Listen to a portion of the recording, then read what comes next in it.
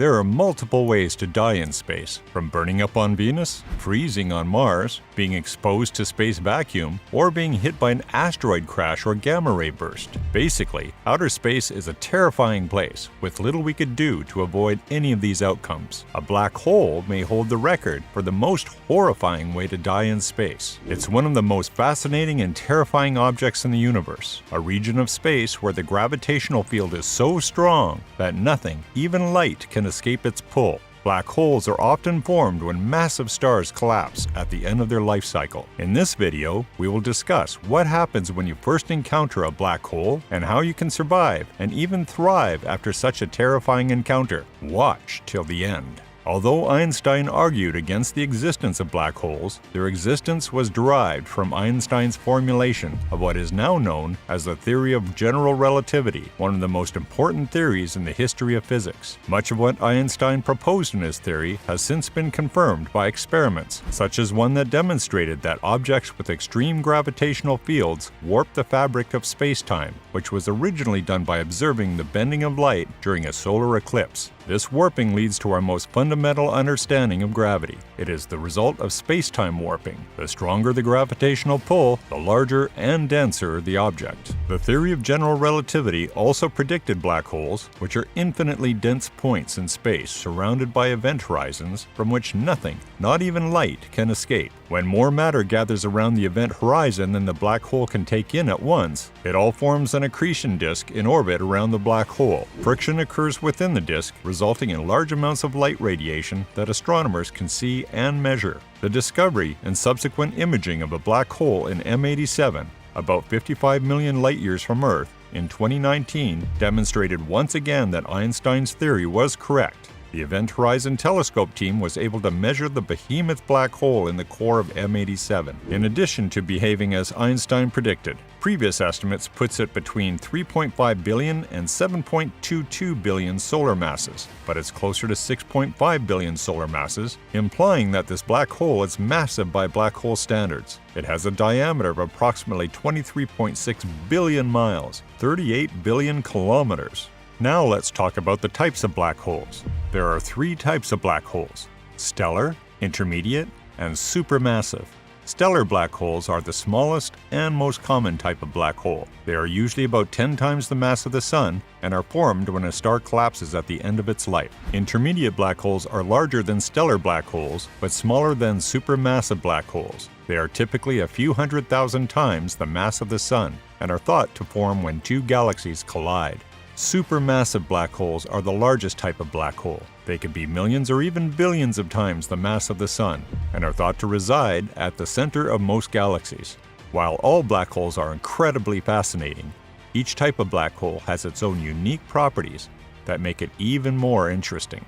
A stellar mass black hole will have a vastly different radial distance, that is, the distance from the event horizon to the object's centralmost point, than a supermassive black hole. A black hole with a mass of one solar mass would have a radial distance of about 2 miles. Meanwhile, the radial distance would be 7.3 million miles for an object as dense and large as the supermassive black hole at the center of the Milky Way, which has a mass of 4 million solar masses. This distance is important in determining whether or not you will survive your journey into a black hole. Assume you traveled into a stellar mass black hole and decided to jump in like a dummy. You will get too close to the center of the object, and as a result, the pull of a black hole on a person varies by a factor of 1,000 billion times, depending on which is leading the free fall. In other words, if a person falls feet first towards the event horizon of a stellar mass black hole, the gravitational pull on their feet will be exponentially greater than the black hole's tug on their head.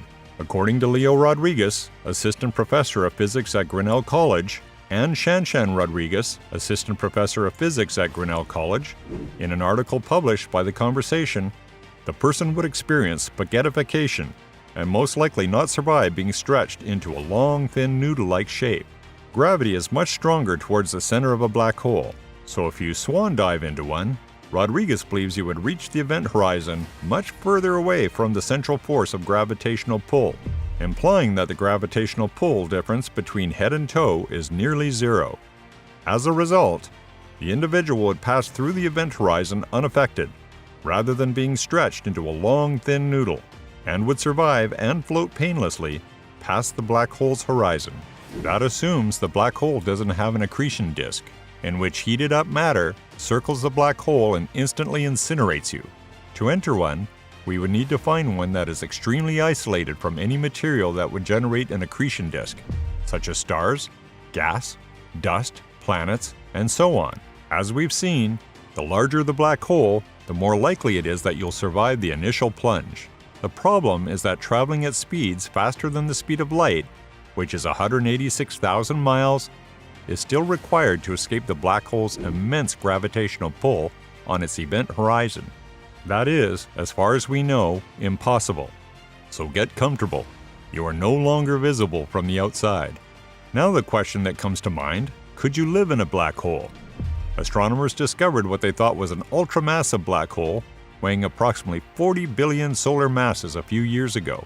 That is, it is 40 billion times the mass of the Sun. This massive black hole, located 700 million light-years from Earth in the Holmberg 15A galaxy cluster, part of the Abell 85 galaxy cluster, is one of the most massive ever discovered. However, black holes weighing more than 100 billion solar masses are thought to exist. In theory, if we find one of these ultramassive black holes the size of our solar system, there may be a stable region inside the black hole where advanced beings could live permanently. One type of black hole, known as a Reasoner-Nordstrom black hole, is particularly important in this context. They not only rotate, but they also have an electrical charge. Some scientists believe that an entire planet can exist within a black hole without becoming lunch.